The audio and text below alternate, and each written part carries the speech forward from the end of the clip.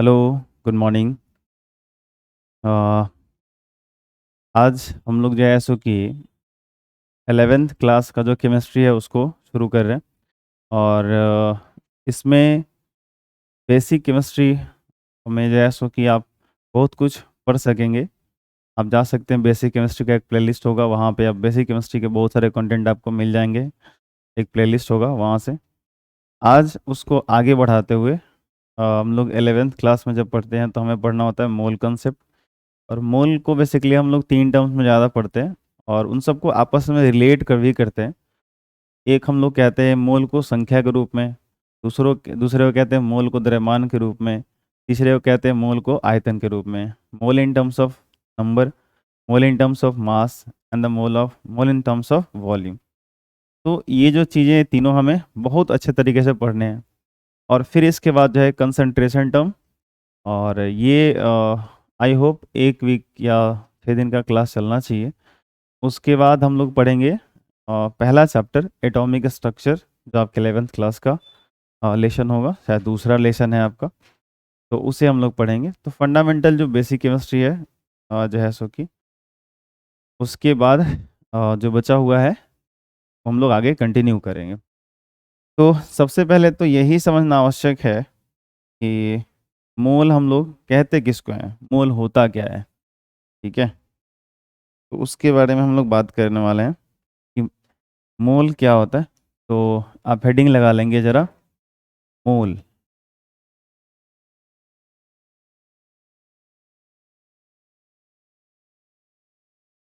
Pen paper निकाल लीजिए, साथ में लिखते चलिएगा, नोट करते चलेंगे, समझते चलेंगे।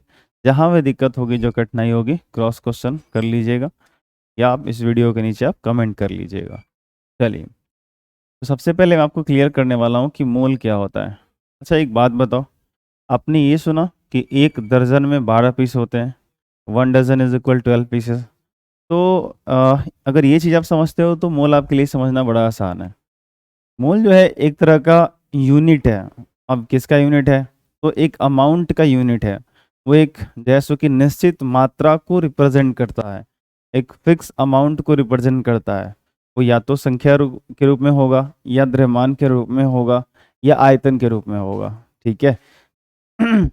अभी जो मैं बोल रहा हूँ, हो सकता है ये बात आपको थोड़ा सा कम समझ में, लेकिन जैसे जैसे हम लोग पढ़ते जाएंगे वैसे वैसे क्लियर होता जाएगा कि मैं बार बार ये बोल क्या रहा हूँ।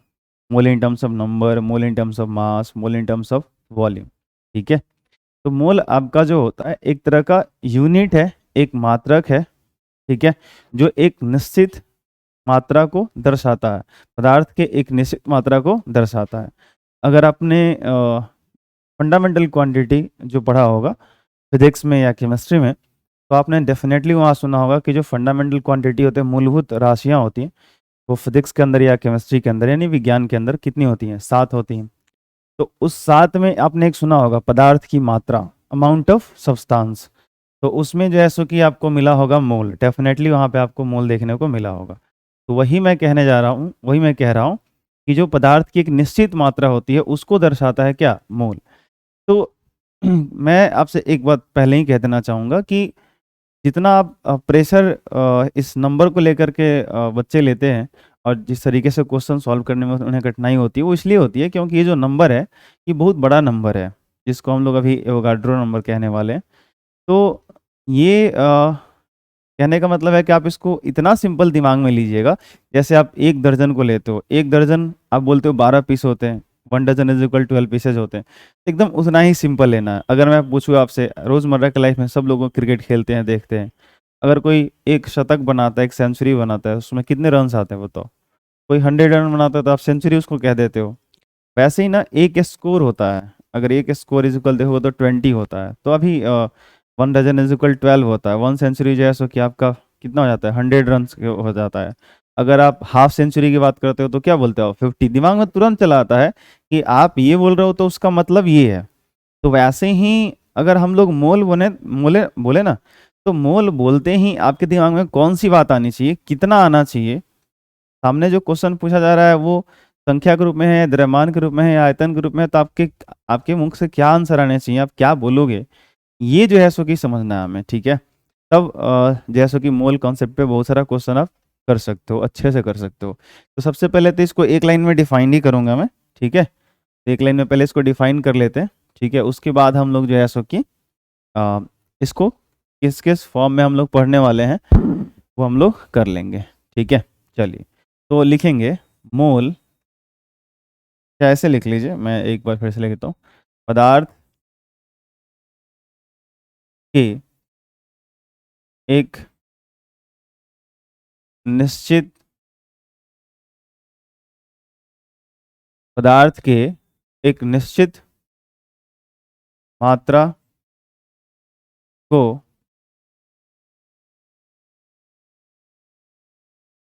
दर्शाने वाला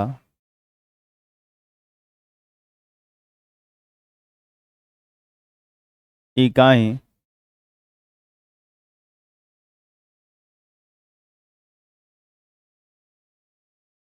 मोल कहलाता है।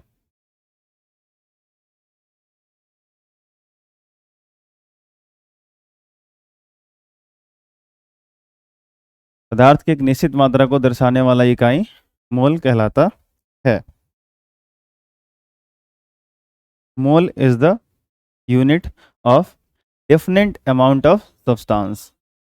पदार्थ की एक निश्चित मात्रा को दर्शाने के लिए हम लोग जो यूनिट यूज करते हैं एज ए साइंस के अंदर, उसको हम लोग क्या कह सकते हैं? मोल कह सकते हैं, ठीक है।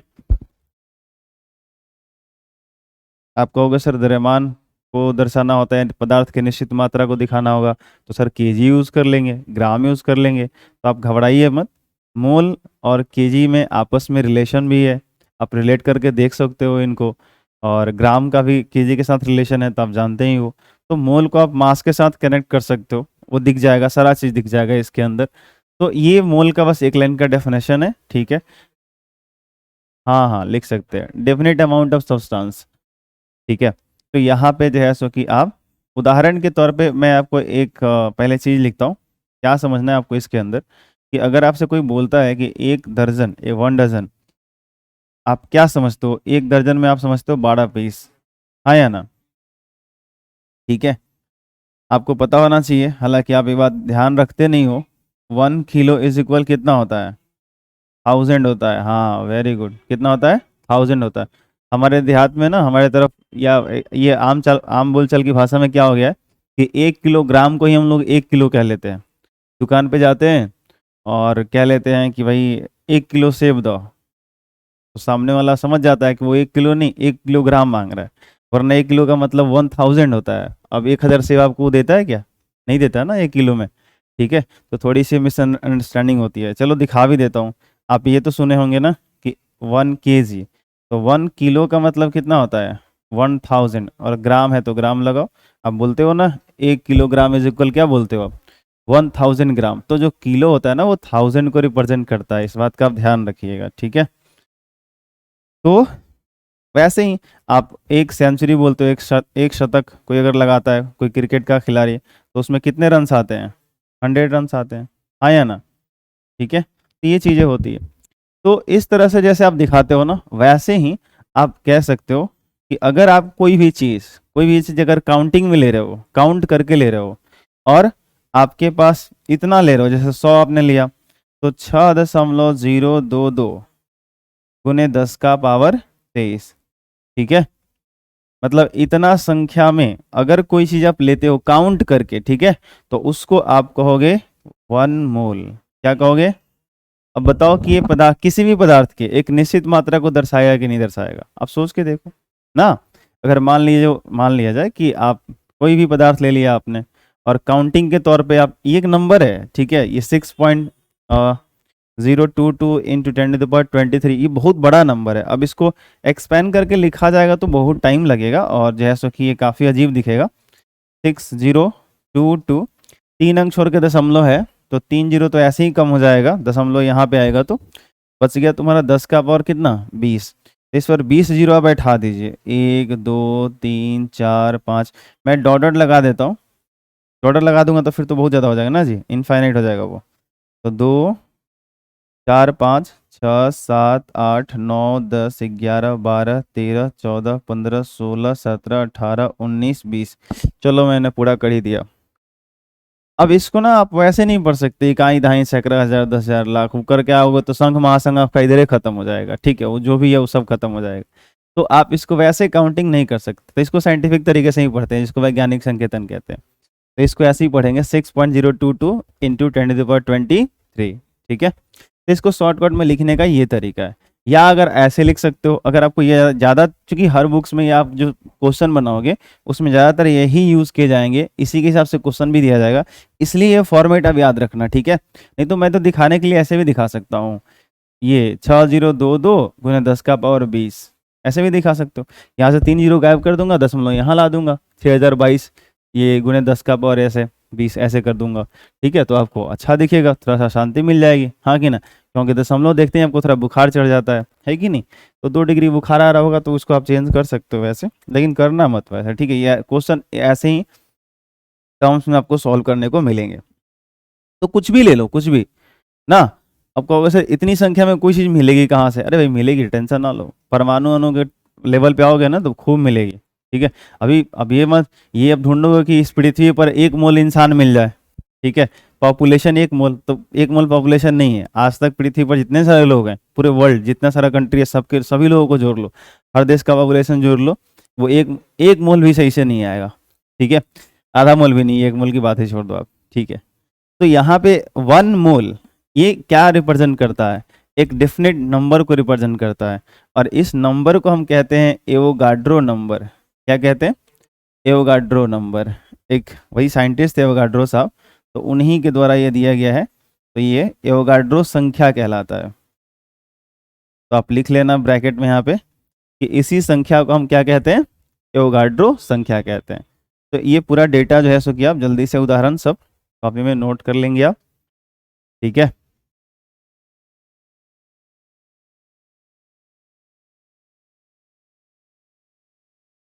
और यहाँ पे मैं इधर साइड में लिख देता हूँ, आप लिख लेना। क्या लिखोगे कि एवोगाड्रो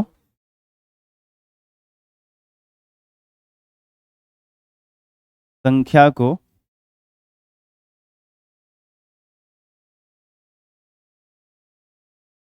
एन ए से, ध्यान से, एन का मतलब यहाँ पे नंबर है और ए का मतलब एवोगाड्रो है, लेकिन ए यहाँ पे देखिए कैपिटल लेटर में लिखा गया है, भले नीचे है लेकिन कैपिटल सिंबल है, ठीक है, तो ध्यान रखिएगा। तो एवोगाड्रो संख्या, क्योंकि एवोगाड्रो नाम है साइंटिस्ट का, तो कैपिटल लेटर से ही नेम हम लिखते हैं हम लोग, इसलिए ए यूज़ किया गया कैपिटल। एवोगाड्रो संख्या को एन ए से दर्शाते हैं।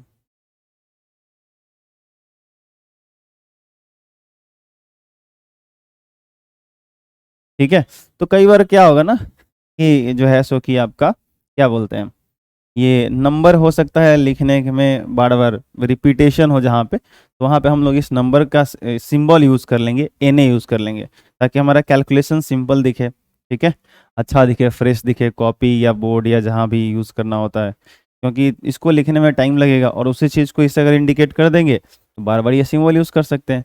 अंत में जहाँ हमें कैलकुलेशन करके फाइनली रिजल्ट ऑब्टेन करना होगा, फाइनल रिजल्ट प्राप्त करना होगा, वहाँ पे उसका वैल्यू पुट करके कैलकुलेट कर लेंगे हम लोग, ठीक है। चलो तो आप मेरे साथ एक बार बताना, 1 दर्जन कितना को बोलते हैं? 12 पीसेस को बोलते हैं। 1 किलो 1000 को, 1 शतक 100 रन को बोलते हैं। 1 मोल 6.022 इंटू 10⁻23। इतना संख्या में अगर कोई चीज़ आप लेते हो तो उसको हम क्या कहते हैं? एवोगाड्रो, सॉरी 1 मोल कहते हैं। क्या कहते हैं? 1 मोल कहते हैं। कोई दिक्कत? ठीक है, तो ये एक नंबर है, बस इतना सा। चलो आगे बढ़ते हैं। अब जरा समझना, इस मोल को हम लोग 3 रूप में अध्ययन करते हैं। ये जो मोल होता है इसको हम लोग 3 टाइप में पढ़ते हैं। पहला जो हमारा होता है वो होता है मोल को संख्या के रूप में। मैं कोशिश करूंगा, क्योंकि टाइम काफ़ी बीत चुका है, तो मैं कोशिश करूंगा हम लोग बहुत जल्दी इसको ख़त्म करके चैप्टर स्टार्ट कर लें। पहला हम लोग पढ़ने वाले हैं मोल को संख्या के रूप में। मोल को संख्या के रूप में, जिसको हम लोग बोलेंगे mole in terms of number. Mole in terms of number, ये पहला होगा हमारा। दूसरा जो हम लोग पढ़ने वाले हैं वो हमारा होगा मोल को संख्या के रूप में। संख्या तो हो गया, वेरी गुड, बहुत अच्छे। मोल को द्रव्यमान के रूप में। दूसरा कौन सा होगा? मोल को द्रव्यमान के रूप में। बिल्कुल, लिखते चलिए लिखते चलिए। मोल इन टर्म्स ऑफ मास, जहां समझाना होगा मैं खुद ही एकदम रोक दूंगा। मोल इन टर्म्स ऑफ मास।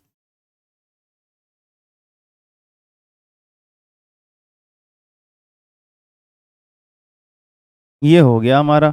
और एक तीसरा बच गया, वो कौन सा है? मोल को आयतन के रूप में। जरा,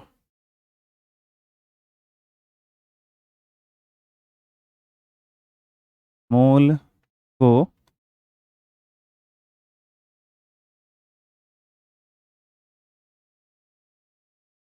आयतन के रूप में। मोल इन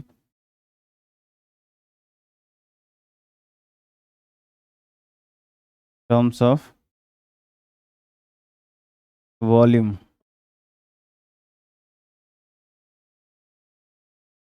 ठीक है, तो यहाँ पर जो है सो कि हम लोग मोल को 3 फॉर्म में पढ़ने वाले हैं।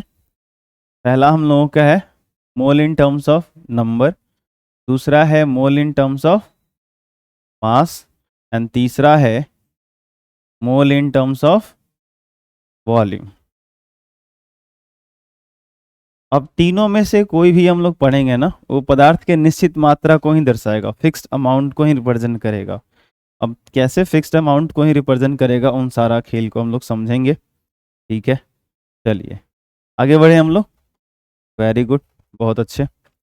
तो हम लोग सबसे पहला जैसे कि यहीं पे हम लोग पहला पढ़ना शुरू करेंगे। क्या? पहला 1 नंबर जो है सो कि हम लोग पढ़ना शुरू करेंगे mole in terms of number. Mole in terms of number, यानी मोल को संख्या के रूप में। हिंदी वाले हिंदी लिख लेंगे, इंग्लिश वाले इंग्लिश लिख लेंगे, कोई दिक्कत नहीं होनी चाहिए। मोल इन टर्म्स ऑफ नंबर, मोल को संख्या के रूप में। तो देखो इसमें एक लाइन बस याद रखना है, ठीक है, कि जब भी कोई भी चीज़ आप अगर 6.022 इंटू 10⁻23 की संख्या में आप लेते हो तो उसको हम क्या कहेंगे? एक मोल कहेंगे। ठीक है, लेकिन आपको कैलकुलेट करने बहुत अच्छे से आना चाहिए, जो मैं चाहता हूँ, क्योंकि केमिस्ट्री आपकी तभी अच्छी होगी जब आप कैलकुलेशन आपका बहुत स्ट्रांग होगा। ठीक है, जैसे मान लो एक एग्जांपल से मैं बात करता हूँ पहले। मान लो कि मैंने यहाँ पे एक आपको कंपाउंड दिया Na2SO4, ऐसे दे दिया मैंने। ठीक, एक कंपाउंड लिखा मैंने सोडियम सॉल्फेट Na2SO4। अब मैं आपको बोल रहा हूँ कि सोडियम सॉल्फेट का मैंने 2 मोल लिया। कितना? तो अगर मैंने सोडियम सॉल्फेट 2 मोल लिया तो बताओ ऑक्सीजन कितना मोल हुआ, ये आपसे पूछा जा रहा है। तो ये ना आपको देखते ही फटाफट आंसर बोल देना है कि 8 मोल होने वाला है। कितना मोल होने वाला है? 8 मोल होने वाला है। ये कैसे क्लियर होगा? ठीक है, इसको मैं आपको पहले रियल में समझाऊंगा, फिर उसके बाद एक बार सीख जाओगे कैलकुलेट करना खुद आ जाएगा, तो टेंशन लेने की बात नहीं है। ठीक है,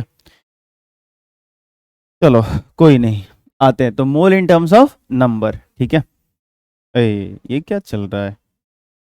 mole in terms of number, तो आप याद इसमें एक लाइन लिखोगे कि किसी भी पदार्थ को जब 6.022 गुने 10⁻23 के संख्या में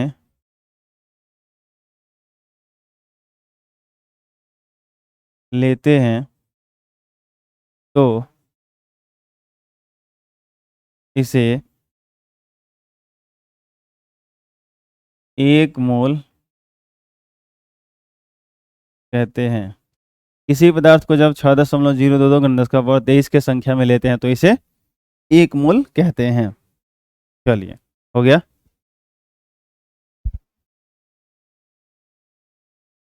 अब खेल समझिए, रियल खेल यहाँ से स्टार्ट होगा, ठीक है। और क्वेश्चन का जो सॉल्यूशन होगा यहीं से आपको पकड़ बनाना है, ठीक है। केमिस्ट्री ठीक करना है तो बेसिक केमिस्ट्री, और ये जो है आपका मोल, ये दोनों बहुत अच्छे होने चाहिए, फिर आपको कहीं दिक्कत नहीं होगी, ठीक ना। चलो शुरू करते हैं। एक सिंपल सा मॉलिक्यूल लेते हैं। देखो अभी जितना दिक्कत होगा ना, हेलो, सुन रहे हैं आप लोग, सुन रहे हैं ना, हाँ, अभी जितना भी दिक्कत होगा ना, आप बोलोगे ना, तो क्या होगा कि वो क्लियर हो जाएगा। वो जवानी का घाव ना बड़ा जल्दी ठीक हो जाता है, बुढ़ापे का घाव ठीक नहीं होता। तो अभी शुरू वाला जो होता है ना, बचपना में क्या होता है, कहीं ठेस लग गया, कहीं कुछ हो गया, तो वही चीज़ होता है। अब अगर आप बिगिनर हो, शुरू शुरू में पढ़ाई कर रहे हो, तो अगर दिक्कत हो रही है तो आप पूछ लोगे तो वो ख़त्म हो जाएगा, कन्फ्यूज़न दूर रहेगा, क्लियर रहेगा, तो फिर आप अच्छे से वो आगे का कॉन्सेप्ट अच्छे से समझ पाओगे। अगर ये क्लियर नहीं होगा तो फिर आगे चल के बड़ी दिक्कत होगी, ठीक है। तो पूरा कंसंट्रेशन यहाँ मुझे चाहिए। चलो आप मुझे पहले ये बताओ, यहाँ मैंने लिखे H2O, क्या लिखा, सबको पता होगा किसका ये आणविक सूत्र है, ये किसका मॉलिक्यूलर फॉर्मूला है, वाटर का, ये किसका है, हाँ, जल ही जीवन है, वाटर का है। आप मुझे बताओगे कि इसमें हाइड्रोजन के कितने एटम है, 2 एटम है, ठीक है। अगर रियल में देखा जाए तो वाटर का स्ट्रक्चर ऐसे होता है, एक ऑक्सीजन से 2 हाइड्रोजन ऐसे जुड़े रहते हैं, ठीक है। तो वाटर का ये एक मॉलिक्यूल है, बोले तो एक अणु, क्या बनाया मैंने, एक अणु है। तो अगर आप एक अणु लेते हो, एक मॉलिक्यूल लेते हो, तो इसमें 2 हाइड्रोजन के एटम है और ऑक्सीजन का एक एटम है। ये बात समझ में आ रही है आपको। जैसे मान लो मैं एक आदमी हूँ, तो मेरे पास आंखें कितनी हैं, हाथ कितना है, समझ में आ रही बात। तो वैसी चीज़ है। अब मैं आदमी तो एक ही हूँ ना, ऐसा नहीं ना कि 2 हाथ हो गए तो 2 आदमी हो गए, आदमी एक हूँ, लेकिन मेरे से ही जुड़ा हुआ है। तो मेरा हाथ कितना है, 2 उंगलियां कितनी हाथ में, 10, पैर में कितने, 10, समझ में आ रही बात, ऐसे कुछ। तो ये जो H2O है, इसको अलग अलग नहीं समझने का, ये एक अणु है, ये सारे आपस में कनेक्टेड है, रिलेटेड है, जुड़े हुए हैं बॉन्डिंग से, ठीक है। तो ये है अणु, मॉलिक्यूल है, लेकिन इसके अंदर अलग अलग टाइप्स के क्या है, एटम है, अलग अलग टाइप से क्या है, एटम। सब तो एक ही टाइप का नहीं है ना, समझ में आ रही बात, ठीक है। कभी एक ही टाइप के हो सकते हैं, जैसे मान लो O2 की मैं बात करूं, ऑक्सीजन गैस की बात करूं, तो ये भी एक अणु है, लेकिन इसमें क्या है, ऑक्सीजन और ऑक्सीजन दोनों जो डबल बॉन्ड से होता है वो ऐसे आपस में कनेक्ट होता है, ठीक है। अगर मेरी बात, तो आपसे मैं पूछूं कि बताओ ये एक अणु में ऑक्सीजन का कितना परमाणु है, 2 है, 2 ही है ना। अणु, अणु क्या है, एक है, नहीं आ रहा समझ में, आ रहा है, अणु कितना है, एक है। ये कितना अणु है, मॉलिक्यूल क्या है, एक है, लेकिन इसमें एटम कितने हैं, 2। कंफ्यूजन हुआ क्या, नहीं। ये जल का एक अणु है, अणु कितना है, इसमें परमाणु कितने हैं, 3 है। तो मैंने पूछा परमाणु कितने हैं, समझा करिए बात। मैंने ये नहीं पूछा कि हाइड्रोजन के परमाणु कितने हैं, मैंने ये पूछा कि परमाणु कितने हैं। तो 2 हाइड्रोजन के थे, एक ऑक्सीजन के थे, तो हुए कितने, 3। तो जिस तरह का सवाल पूछा जाए उसी तरह का आंसर आना चाहिए, ठीक है। हमारी बात, ये नहीं कि मैंने पूछा आप कितने भाई हो, तो आप बता रहे हो मैं 2 भाई हूँ, 3 बहन है, और मौसा के 2 बेटा, तो वो जोड़ लिए, मौसी के एगो बेटी तो वो जोड़ लिए। तो ये सब नहीं करना, एक्स्ट्रा नहीं, जो पूछा जाए उस हिसाब से आप आंसर करोगे, ठीक है। तो मैंने पूछा कि भाई ये कितना अणु है, मॉलिक्यूल क्या है, तो एक, अच्छा, इसमें हाइड्रोजन के कितने एटम है, तो 2, ऑक्सीजन के कितने एटम है, तो 1, एटम कितने हैं, तो 3। समझ आ रही बात। हर क्वेश्चन के हिसाब से अपने आंसर एकदम एक्यूरेट होने चाहिए, ठीक है, कहीं भी थोड़ा बहुत गलती करने का चांस नहीं होना चाहिए। चलो अब मैं एक काम करता हूँ, ध्यान से आप सुनिएगा, अब सुनना अति आवश्यक है आपके लिए। यहाँ मैं लगाता हूँ 2, ठीक है। अब यहाँ 2 लगाने का मतलब हो गया कि H2O हो गया 2, मतलब एक H2O ये हुआ, एक और H2O आ गया, ठीक। अब मैं आपसे पूछूं कि अगर H2O यानी जल का अणु हमने 2 ले लिया, तो बताओ मुझे आप कि जो है सो कि उसमें हाइड्रोजन एटम अब इसमें कितने हैं, 4। समझ में आई बात। ऑक्सीजन एटम कितने हैं, 2, वेरी गुड। एटम कितने हैं, 6। आया समझ, क्योंकि एक में एटम कितने थे, 3, तो 2 में कितने हो जाएंगे, 6। क्लियर हो रहा है सभी लोगों को, कोई कंफ्यूजन है कि नहीं। तो अच्छा एक चीज आप देख रहे हो, अच्छा मान लो, अभी अगर मान लो यहाँ मैं कर देता हूँ थोड़ा सा, H2O लिख दूँ, यहाँ मैं लगा दूँ 10। अब बताओ कि हाइड्रोजन एटम कितने हुए, 20 हो गए, 20। सबको समझ आ रहा है। ऑक्सीजन कितना हुआ सार्थक, समझ में आ रहा है? नहीं आ रहा है? ऑक्सीजन एटम कितना हुआ? अच्छा एटम कितना हुआ? 30। समझ में सबको आ रहा है? अच्छा अणु कितने हैं? अणु 10 ही है, ध्यान से। H2O H2O H2O H2O H2O ऐसे काउंट करोगे तो क्या मिलेगा? 10 को H2O मिलेगा। समझ में आ रही बात? नहीं आ रही बात? ऐसे मैं बोलूं कि यहाँ पे 5 लोगों को खड़ा कर दिया जाए, तो फिर मैंने पूछा आपसे कि आदमी कितने? तो बोला 5। मैंने बोला हाथ कितने हैं? आप 5 ही बोलोगे कि 10 बोलोगे? मैंने बोला उंगलियां कितनी हैं? समझ में आ रही बात? तो एक के पास कितने होते हैं हाथ में? अगर हाथ की बात कर लें उंगली तो एक के पास 10 होते हैं, तो फिर 5 लोग थे ना, तो कितने हो जाएंगे? 50। समझ में आ रही बात? तो हाँ ठीक है, चलो कोई 200, कोई नहीं, चलो चलो, हो सकता है उसमें कोई राक्षस प्रवृत्ति का आ गया हो।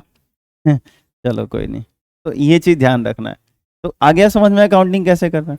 तो एक चीज़ मैं आपको थोड़ा सा हल्का सा एंड्स करूंगा, अब कोडिंग बताता हूँ कि ये ना यहाँ वाला और यहाँ वाला नंबर आपस में मल्टीप्लाई करके बता सकते हो आप। जैसे मैंने पूछा हाइड्रोजन कितना है, तो 10 दूना 20।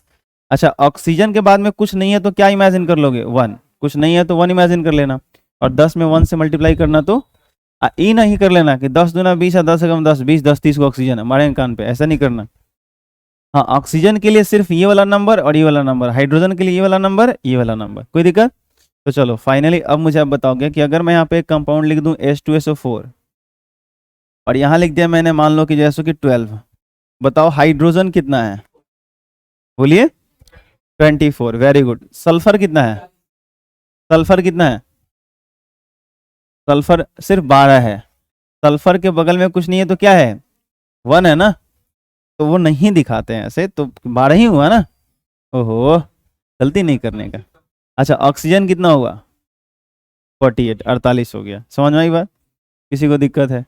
ठीक, चलो। अब आप कहोगे सर ये गिनती पढ़ा तो आता है हमें, आप हमें क्यों सिखा रहे हो? इसलिए सिखा रहा हूँ दोस्त, टेंशन ना लो, इसलिए सिखा रहा हूँ, ध्यान से मेरी बात को सुनना।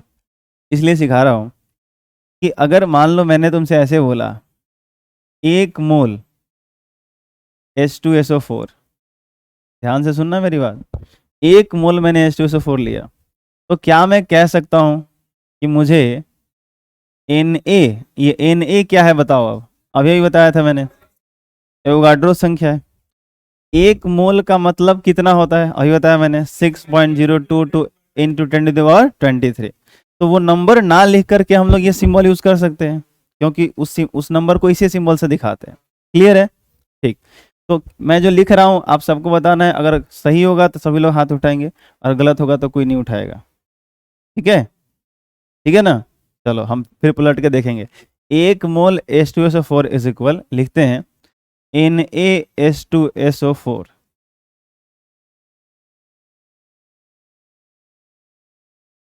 कोई नहीं हाथ उठाया, एक आदमी उठाया, बाकी लोग पीछे नहीं उठाए, इसका मतलब गलत है। आप नहीं समझ पाए इसका मतलब। अच्छा एक बात बताओ, हम यहाँ पे लिखे हैं कि 1 दर्जन अगर H2SO4 लें तो H2SO4 क्या होगा? 12 के H2SO4 हो जाएगा। आपको अभी अभी तो बता रहे थे कि 1 मोल लीजिएगा तो 1 मोल का मतलब कितना? अरे भाई तो वही नंबर यहाँ पे ही दिखा रहे हैं, तो हम नहीं बोल सकते हैं क्या कि 1 मोल H2SO4 बराबर NaH2SO4? बीमारी पकड़ लिया ना आप लोगों को? कितने लोगों को समझ में आ गया? हाथ उठाइए। चलिए कोई नहीं, कोई नहीं, होता है होता है, शुरू शुरू में सबको होता है। क्या मैं इसको ऐसा ऐसे लिख देता हूँ, ज़्यादा समझ में आएगा? सुनो, अगर मैंने यहाँ लिखा है 1 मोल H2SO4, तो इसी को आप ऐसे लिख सकते हो ना कि 1 मोल का मतलब कितना होता है? 6.022 गुने 10⁻23। तो इतना संख्या में H2SO4 होगा कि नहीं होगा? बोलिए, किसी को कोई आपत्ति तो बोलो। अरे मैंने कोई अपराध थोड़ी ना कर दिया, गलत कर दिया क्या? उसी को बस संख्या में दिखा रहा है, उसी को संकेत में दिखा रहे हैं, दोनों सेम चीज है। नहीं आ रहा समझ में? आ रहा है भाइयों एवं बहनों?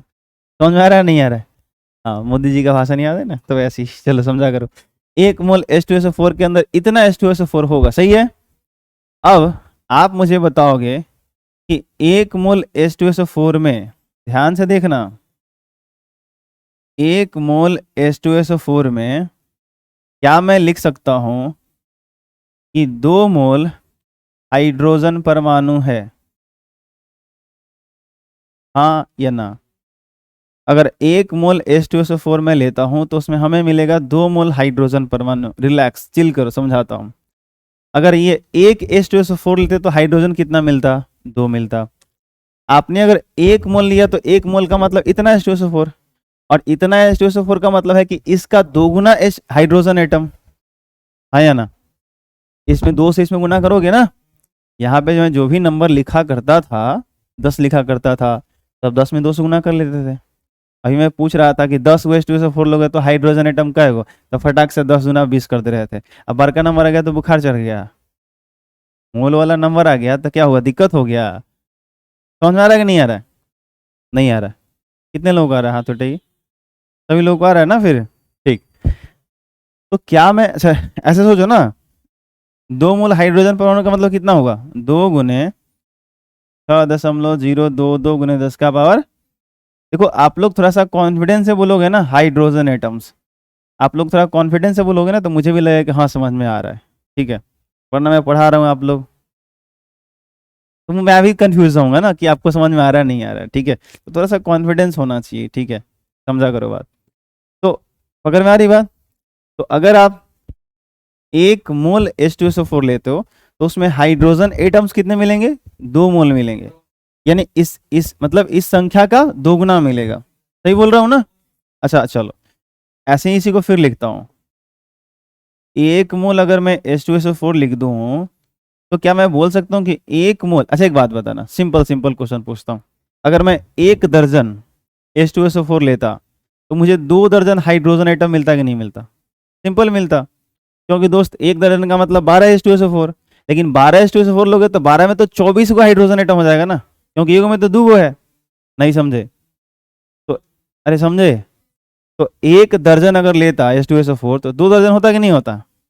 अच्छा, दर्जन सुनते ही केला दिमाग में आता है, क्योंकि हम लोग अपने जीवन में ना दर्जन का प्रयोग केला के अलावा जल्दी कहीं करते नहीं है। आई बात समझ में? ज्यादातर प्रयोग हम लोग केला वाला खरीदने टाइम में करते हैं, तो कोई बात नहीं है। आई बात समझ में? चलो, तो यहाँ पर जो है सो कि 1 मोल H2SO4 में आप मुझे बताओ कि कितना मोल सल्फर होगा, ये बताओ। वेरी गुड, सही बात है, अच्छा लगा। 1 मोल अगर H2SO4 लेंगे तो कितना मोल सल्फर होगा? 1 मोल सल्फर। आप लोगों को पता नहीं है, आप लोगों ने बता करके कितना बड़ा एहसान किया मुझ पे। 1 मोल सल्फर परमाणु है, सब बहुत बड़ा एहसान किया, सच बता रहा हूँ। मुझे 2 दिन तक भूख नहीं लगेगा। चलो, बहुत सही आंसर है। अच्छा बताओ, अगर 1 मोल मैंने H2SO4 लिया है तो ऑक्सीजन परमाणु कितना मोल है? आ गया समझ में? ये तो फिर जादू हो गया जी। आप लोग ऐसे ही देख के बोल रहे हो ना, ध्यान से सुनना। 1 मोल अगर हम लोग H2SO4 ले रहे हैं तो इसमें हमको 4 मोल ऑक्सीजन परमाणु मिलेगा, ऑक्सीजन एटम मिलेगा। सही बोल रहा हूँ ना? कोई दिक्कत? ये क्लियर हुआ? अरे बोलिए बोलिए, आगे बढ़ सकते हैं? ठीक। तो अब ना आपको थोड़ा और आगे खेल समझाते हैं। मोल इन टर्म्स ऑफ नंबर दिखने में लगता है इजी है, बट धीरे धीरे प्रैक्टिस करके उसको और इजी बनाना है, अन्यथा बहुत गड़बड़ करोगे आप। और अभी तो मैंने क्या बोला कि आगे अभी दिक्कत हो तो पूछ ही लो, क्योंकि क्या बोलता हूँ ना कि अभी आगे जब मोल इन टर्म्स ऑफ मास पढ़ेंगे तो उससे इसको रिलेट करेंगे, और रिलेट करेंगे तो फिर आपका दिमाग ना वो अंदर वो ब्रह्मांड की तरफ होता है ना, यूनिवर्स, उसके अंदर सारे प्लैनेट्स घूम रहे होते हैं, उसके अंदर सब घूमेगा, वैसे चक्कर चक्कर गोल काटेगा। ठीक है, तो ये ध्यान रखिएगा। तो अभी मैं क्या लिखने वाला हूं, जैसे मान लो ऐसे लिख दिया मैंने, 5 मोल, क्या लिखा? 5 मोल्स। अब देखते हैं कितने लोगों का दिमाग तेज चल रहा है। यहाँ पे ध्यान देना, 5 मोल H2SO4 मैंने लिया, और यहाँ पे है खाली जगह, और यहाँ लिखा गया ऑक्सीजन परमाणु। क्या भरोगे आप? हाँ, 20 मोल आएगा? नहीं आएगा। जितने लोगों को समझ में आ रहा है कि 20 मोल आएगा, देखो चाइनीज लिखने आता है हमको, देखा भी कैसे लिखा मैंने? हाँ यस सर। तो 20 मोल जो है सो कि क्या होगा? ऑक्सीजन परमाणु। समझ में आया? नहीं समझ में आया? आया? क्योंकि 1 मोल H2SO4 लेंगे उसमें तो 4 मोल ऑक्सीजन मिल रहा था, तो अगर इसको 5 मोल कर दिया फिर तो 20 मोल ऑक्सीजन परमाणु मिलेगा। क्लियर हो रहा है? कोई दिक्कत है? ठीक है फिर, वेरी गुड। अब एक मोल का मतलब कितना होता है हमको पता है, इंटू 10⁻20। तो या तो वो संख्या लिख लीजिए या उसका जो सिंबल था क्या, एवोगाड्रो नंबर Na, उसको यूज कर लीजिए। तो क्या हम लोग इसको ऐसे भी लिख सकते हैं क्या, चल जाओ भाई मेरे, 20 इंटू Na, हाँ या ना, क्या ऑक्सीजन एटम्स, हाँ या ना, कोई दिक्कत है क्या, कोई दिक्कत नहीं है, सिंपल बात है, अरे हाँ कि ना, ठीक है। अच्छा, यहाँ पे 6.02, अब वैल्यू पुट कर लीजिए, करके गुना भाग कर ही सकते हैं, जो आएगा सो आंसर हो जाएगा, मतलब इसका वैल्यू रख के गुना कर लेंगे, जो आएगा निकल जाएगा, हाँ या ना। तो basically mole in terms of number में आपको यही करना होता है, ठीक है। तो आप होमवर्क में क्या करके लाओगे, मैं ना आपको कुछ कंपाउंड दे रहा हूँ, ठीक है, ध्यान से सुनना। होमवर्क कैसे बनाना है, पहले क्वेश्चन समझ लो, क्योंकि बनाने के लिए क्वेश्चन आपको समझना पड़ेगा, फिर आप बना करके लाओगे तो हैबिट बनेगा, ठीक है। मैं यहाँ पे लिखता हूँ 10 मोल Na2SO4, ऐसे लिखा मैंने, ठीक है। और मैं आपसे पूछ, मतलब ऐसे मैंने, ये क्वेश्चन नंबर 1 है, इसमें फाइंड क्या करना है, 10 मोल Na2SO4 में सोडियम कितना होगा, सोडियम के परमाणु कितने होंगे, आई बात समझ में, how many atoms in 10 mole Na2SO4, आई बात समझ में, how many atoms of sodium और sulphur and oxygen in 10 mole Na2SO4, मतलब 10 मोल Na2SO4 अगर आप लेते हो तो उसके अंदर सोडियम का कितना परमाणु है, फिर सल्फर का कितना परमाणु है, ऑक्सीजन का कितना परमाणु है, ये तीनों अलग अलग फाइंड करने हैं आपको, कैलकुलेट करके लाना आंसर में, ठीक है। तो एक तो ये हो गया। दूसरा, अगर मैं आपको बोलूं कि 12 मोल, भाई मेरे सुन लो, 12 मोल मैं आपको शुगर देता हूँ, चीनी जो होता है ना उसका फॉर्मूला होता है सुक्रोज कहते हैं इसको, C12H22O11। तो आपको ये पता लगाना है कि अगर 12 मोल अगर ये दे दिया जाए तो उसमें कार्बन के एटम्स कितने होंगे, हाइड्रोजन के एटम्स कितने होंगे, ऑक्सीजन के एटम्स कितने होंगे, इसको फाइंड करके लाना है। ला दोगे आप लोग, कोई दिक्कत, तो ये लिख लीजिए, ये लिख लीजिए, तो बस इतना करिएगा तो अभ्यास हो जाएगा। तो मोल इन टर्म्स ऑफ नंबर पहले इतना ही है। हाँ हाँ, ले सकते हैं, ले सकते हैं, ले सकते हैं, बिल्कुल ले सकते हैं, अच्छा सवाल है, ठीक है। आप, मैं एक क्वेश्चन कर ही देता हूँ, आप जो कह रहे थे मैं उस पर क्वेश्चन कर देता, जैसे मान लो अगर आपको ऐसे बोला जाए, आप शायद यही बोल रहे हैं कि 0.5 मोल और C6H12O6, आप शायद यही कह रहे हो कि सर 0.5 मोल अगर C6H12O6 लेंगे तो इसमें कार्बन के एटम्स कितने होंगे, हाइड्रोजन के एटम्स कितने होंगे, ऑक्सीजन के एटम्स कितने होंगे, यही बोल रहे हो ना, तो ले सकते हैं, कोई दिक्कत नहीं है, ऐसे भी आप ले सकते हो, ऑफिस से ले लीजिए, आया बात समझ में। तो ये भी आप ट्राई कीजिएगा, तीनों को अच्छे से, तीनों में आपको find the number of atoms, ठीक है, ऑफ इस टाइप ऑफ एटम्स, ठीक है, इस टाइप ऑफ एलिमेंट, जितने टाइप के एलिमेंट है सबके एटम्स का जो कुल टोटल नंबर है वो फाइंड करके लाना है, ठीक है, कोई दिक्कत, चलिए, तो इतना आप कर लीजिएगा, बाकी हम लोग इसके आगे अगले क्लास में करेंगे, ठीक है। तो थैंक यू। हाँ, स्लाइड पीछे कर लेते हैं, ये कर लीजिए, पिछले क्लास में जो छूटा था, पिछले वाले पेज में छूटा था। और आप लोगों के लिए ये कहूँगा कि डेफिनेटली इसको पूरे अच्छे से कंप्लीट करिए, जो मैं होमवर्क दे रहा हूँ बनाइए, अगले क्लास में उसमें जो दिक्कत होगा मैं बता दूंगा, ठीक है। तो इसके आगे फिर आप कंटिन्यू कर सकते हो, ठीक है। तो थैंक यू सो मच।